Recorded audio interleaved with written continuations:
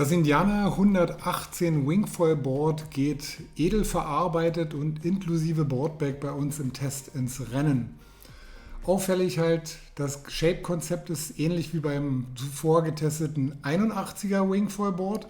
Eine recht gerade durchgezogene Bodenkurve und boxige Rails bestimmen hier das Gesamtbild. Mit 118 Litern Volumen bewegen wir uns jetzt schon in der Klasse, dass man mit 85 Kilo hier bequem auch bei gar keinem Wind drauf stehen kann. Und auch halt längere Fahrten im Verdrängerbereich sind hier völlig unproblematisch und ohne größeres Balancevermögen zu absolvieren. Da das Volumen sehr gleichmäßig verteilt ist und wir auch keine wirklichen Bevels hier haben, also nur eine leichte Verrundung der Rails ins Unterwasserschiff, besitzt das Board eine hohe Kippstabilität, sodass auch absolute Anfänger mit 75 Kilo hier gar kein Problem haben dürften. Und auch Personen mit einem etwas besseren Balancegefühl sollten halt nach ein, zwei Versuchen auch bis zu 90 Kilo hier genug Stabilität finden. Was auch in dieser Volumenklasse absolut exzellent funktioniert, ist das Aufstiegsverhalten oder das Anfahrverhalten, das Umsetzen von leichtem Zug im Wing in Fahrtgeschwindigkeit, also ein schnelles und frühes Aufsteigen. Schon, wenn wir jetzt hier mal in den Bildern 5,5 Quadratmeter mit 85 Kilo nehmen und einen 2000er Flügel, und da haben wir just in dem Moment halt 10 Knoten Wind. Da ist der Aufstieg halt wirklich leicht und schnell gemacht. Ein wirklich aktives Anpumpen über das Board ist nicht zwingend notwendig, um die optimale Leistung zu generieren.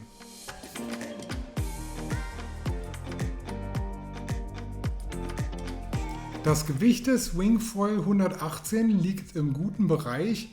Dementsprechend genießt man hier auch wirklich sofort im Fliegen ein leichtes und für diese Größe wirklich agiles Gefühl. Das heißt, dass die Reaktion auf die einzelnen Befehle bei der Fußsteuerung ganz direkt und genau umgesetzt werden und man braucht hier auch keine großartigen Verschiebungen der Füße vorzunehmen, da das Brett in der Längsachse sich halt wirklich leicht führen lässt.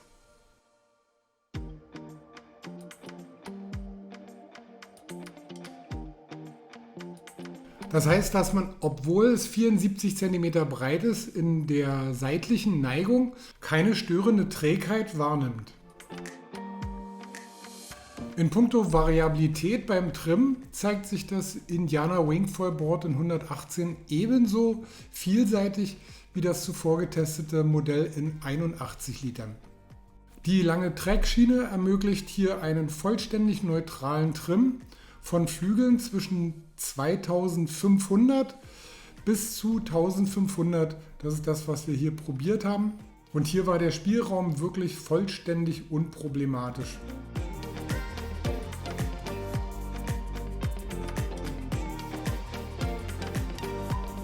Klar, die Steifigkeit des Rumpfes ist in dieser Dimension natürlich automatisch sehr gut, aber auch halt die Position, die Rutschfestigkeit an Deck erlauben hier ohne weiteres auch ermüdungsfreies Pumpen, wenn es mal erforderlich ist. Und da man, wie gesagt, halt schön weit in der Schiene variabel trimmen kann, kann man sich auch immer genug Vorfußdruck hier jeweils nach Geschmack produzieren. Klar, dass bei diesem Shape-Konzept hier sehr frühe Angleitleistungen oder Aufstiegsleistungen ermöglicht werden, weil man hier wirklich eine sehr insgesamt gerade Linienführung gewählt hat, was Outline betrifft, Bodenkurve. Klar, wir haben so ein leichtes Doppelkonkav im Nose-Bereich, aber auch die Gleitfläche ist insgesamt über einen längeren Bereich plan. Und wir haben natürlich eine direkte Abrisskante hinten. Man könnte annehmen, dass aufgrund der boxigen Rails dann halt ein leichtes Einsetzen mal des Rails das Brett irgendwie abstoppt oder behindert.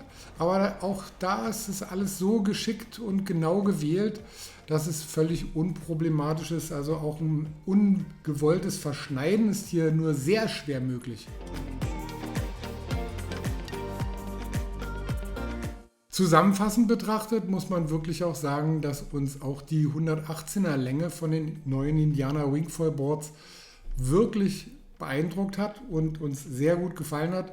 Aufgrund der vielfältigen Einsatzmöglichkeiten. Für die leichteren Personen, 60 bis maximal 80 Kilo, kann man dieses Modell hier definitiv auch als Einsteigerboard wählen. Es ist fehlerverzeihend genug und liefert genug Auftrieb und auch eine hohe Kippstabilität, dass man hier bei den ersten Versuchen nicht überfordert wird und in allen Gewichtsklassen ein sehr schneller Aufstieg möglich ist. Klar, die Kombination mit den Foils, je nach Körpergewicht, je nach Windstärke, ist natürlich hier das Richtige zu wählen. 1500 bis maximal 2500 ist hier ohne weiteres möglich. Von der Winggröße richtet sich das Ganze natürlich nach den unterschiedlichen Windstärken. Wir testen immer mit maximal 5,5 Quadratmeter und da lag die Grenze, wie schon in den Bildern gezeigt, mit 85 Kilo bei 10 Knoten. Entsprechend überzeugt es vollständig im Leichtwindbereich für jede Gewichtsklasse. Hier können auch schwerere Leute halt mit größeren Wings schnell aufs Foil kommen.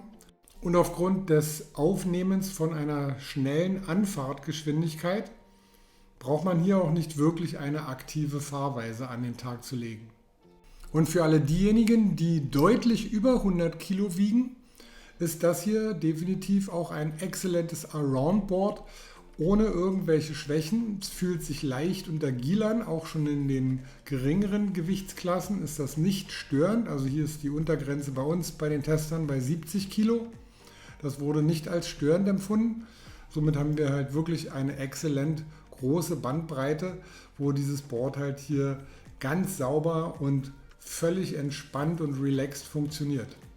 Und schauen wir nochmal auf die preisliche Gestaltung. Da liegen wir hier laut Webseite bei 1550 Euro.